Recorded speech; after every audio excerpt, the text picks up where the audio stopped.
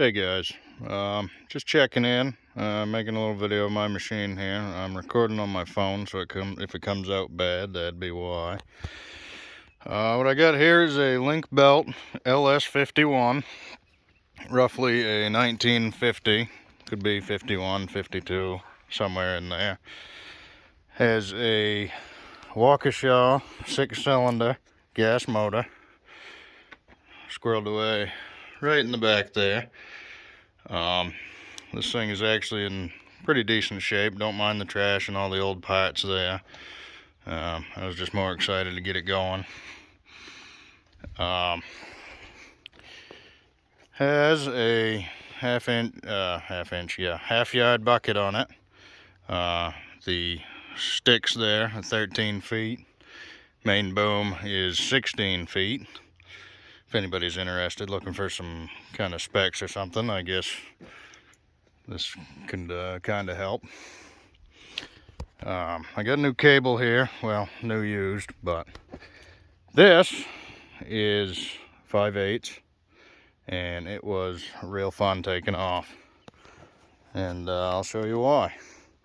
But first, a little bulge here. I don't know what that's about. I don't know if water got in there somehow and froze, but got a slight crack here, and same on this side, but it doesn't seem to be affecting too much. Maybe some of you guys know a little more, can tell me better about that. But anyway, let me show you why that cable was a bit of a bear. So what had originally happened, and I knew it when I bought it, is somebody running this must not have known what they were doing, because the cable had hopped off the drum and wrapped around that shaft and was boogered up real good. And yeah, that was real fun. That was about 2 days of grinder with the cutoff wheel and a very large screwdriver acting as a pry bar, because I did not have a smaller pry bar. Go figure. But anyway, that was a lot of fun. It calls for 62 feet. I managed to find 80 that was given to me, so I just put it all on there. I couldn't justify cutting out any of the good cable.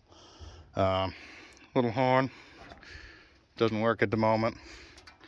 Up there is, I believe that one's 1/2 inch, takes 100 feet. Haven't bothered with that. It seems halfway decent.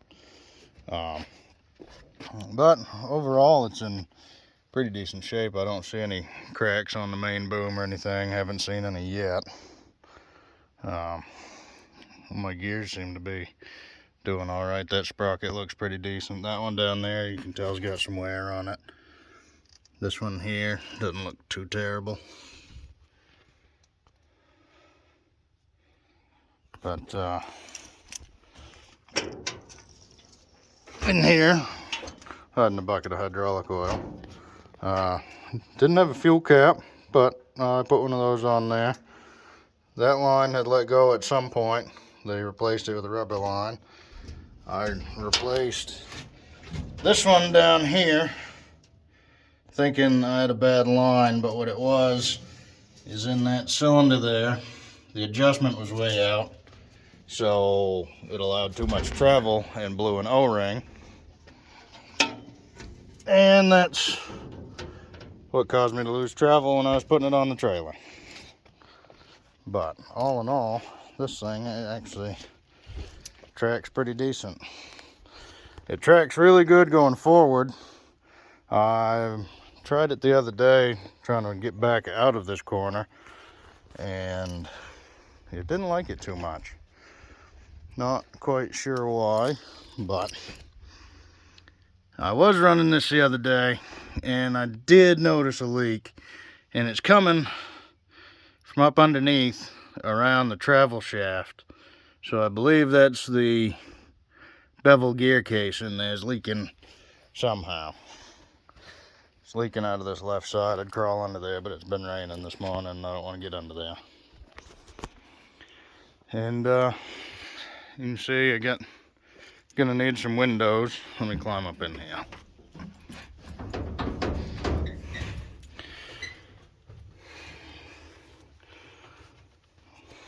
There's our control setup. You've got your boom hoist pawl there. You pull on that, it pulls that pawl out. You can lift and lower your boom. I'm assuming this little one here would have been the horn, starter button, ignition. This is your main hoist. This is your retract for your bucket in and out. Boom hoist here. Your 2 steering clutches. This is disengaged. That engages them so you can travel with those forward. That is your swing and travel there. House locks over here. This is your travel and swing. And this is your high speed travel. I haven't bothered to mess with that yet. You got your brakes and master clutch here. Cool thing about these link belts is they had hydraulic controls, and they started doing that sometime in the late 30s, I believe, if I'm correct. Yeah.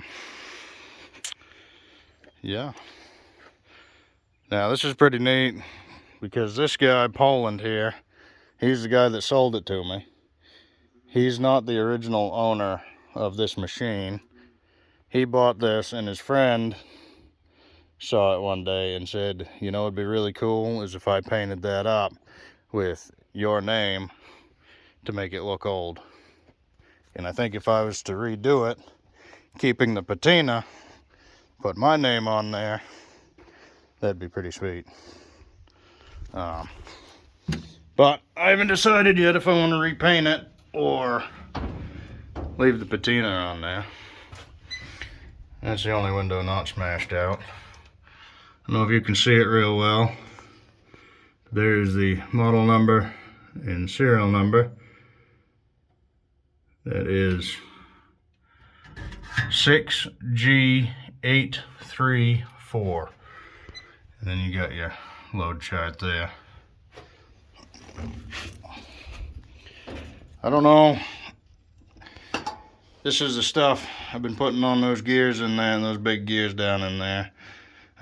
Seems to be pretty decent stuff. I don't know if y'all are using something better. You can go ahead and let me know. I'm not gonna open this up right now and show you the motor, but I probably will another time. These doors were in great shape until we tried to load it on the trailer, and then we had a little whoopsie with the bucket here. And what happened exactly was, before we tried pushing on the counterweight, we were trying to take some of the weight off it by putting the cutting edge of the bucket underneath, and that was working pretty good until the top edge of the bucket rode right across there, and that was a little disheartening because these doors were perfect. There wasn't a crease in them, but oh well, things happen. Overall, I think it's in really decent shape. Something I did notice, we'll show you guys here. If you look close, you see all these heat marks here. And I think, I'll never know for sure, but I think what happened is somebody either dropped a tree on it or flopped it off a trailer, somehow might have ended up on its side, and they heated it up to straighten the metal out. That's the best theory I can come up with. Anyway, but there's some of your clutches there. More on the other side. A lot of you already know this, but some of you may not. So I keep it locked up. Keep the cab locked up anyway.